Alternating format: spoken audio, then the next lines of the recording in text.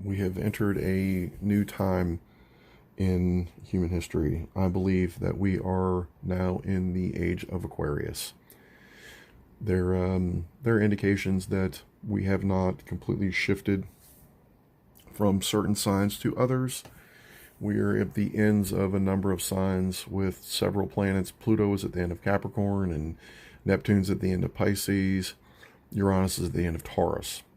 But they are not in the forward signs yet. They are not next. And it will be about a couple of months here before the north node of the moon moves out of Aries and moves into Pisces as Saturn and Neptune move over. But this is not, didn't come here to talk about astrology. I came here to talk about people. There is a lot of fear of death.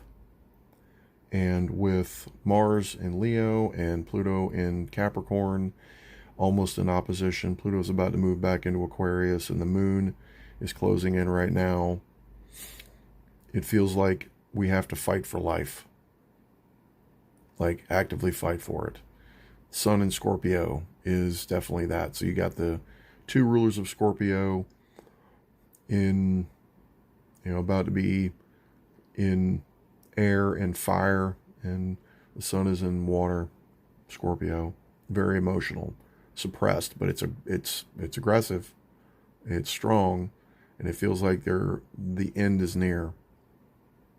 You have various religious groups all over the world talking about how the end is coming, and one of the things that can be ending here is family and groups and tribes and things of that nature. I would ask that all of you pay attention to the people around you. Look at your tribe. What have they done? What have they said? But more about what have they done? What have they done for you? And if they have done things for you, they decided to, right? In whatever manner, it doesn't matter what the decision was about. And you can possibly guess their intent about why.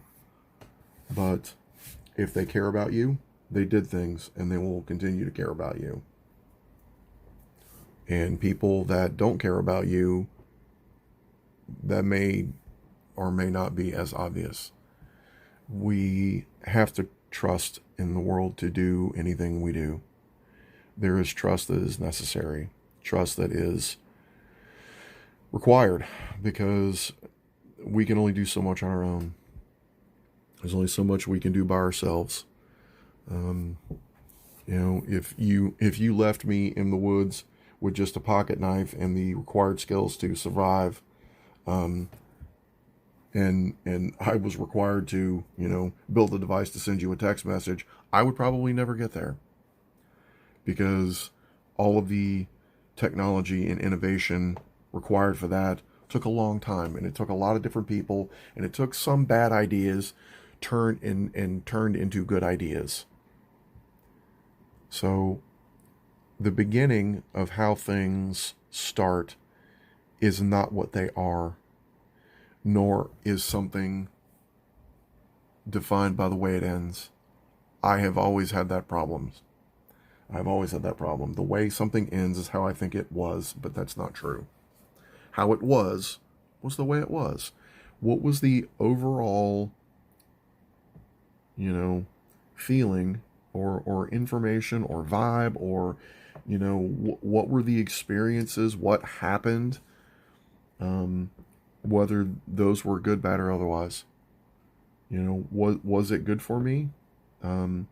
Did I realize that I had to make decisions about things and was upset about those decisions that I had to make, that I was even in the position to have to make the decision? Yeah.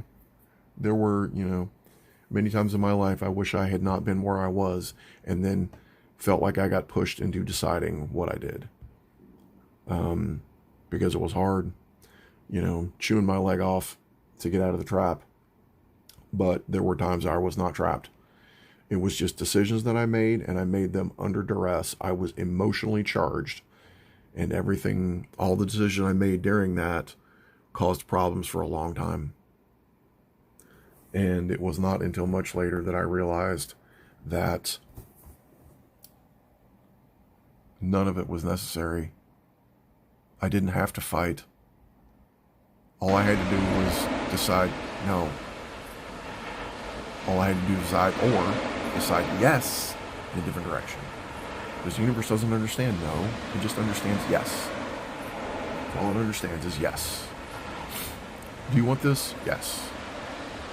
You know, and if you scream about something, I don't want this near me, there's intensity for that object or for that situation.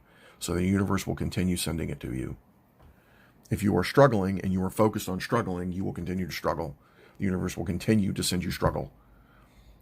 For a long time, when I was in my Christian faith, when I was younger, I wanted God to make me strong.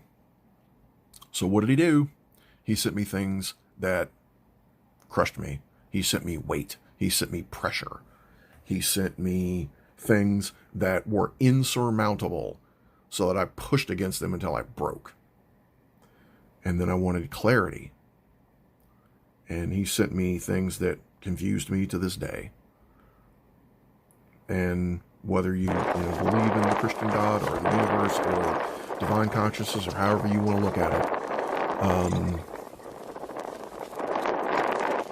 what you fight against will come at you, and we're always fighting against something.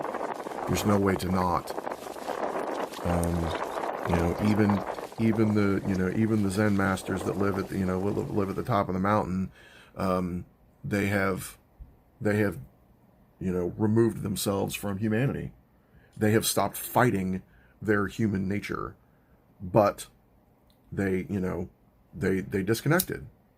There's no way to not, there's no way to not go into it. You're always going to be in it. You're in the game. We are in life. We will always be here until we are not. And then nobody knows whether, if we fall asleep here, if we wake up somewhere else. We don't know. And that, last couple of nights, several nights this last week, I have been afraid of that. What happens when I go to sleep and don't wake up? But I lay down every night. So, there may be more of these. Maybe not. I don't know. I'm just trying to talk through things in my head, and hopefully it helps you guys out somewhere along the way. Yeah. So, drink water, touch grass, hug somebody you love. Take a moment, take a breath, and look at what you have, and look at what is versus what isn't and what you don't.